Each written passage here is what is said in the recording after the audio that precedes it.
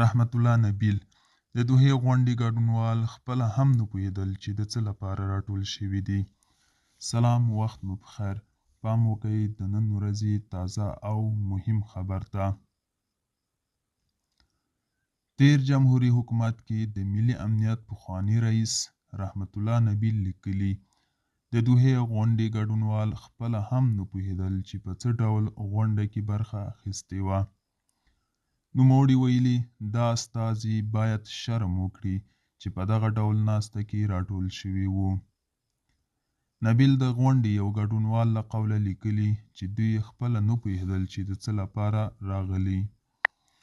بل خوا قومي ویلي ایران د افغانستان له کړکېچونو ډیر زیان ګاللی.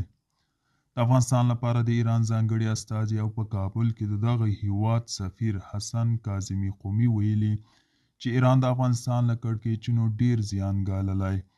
قومي په خپله ایکس پاڼه لیکلي چې د افغانستان په اړه ایران رغنده چلند لري.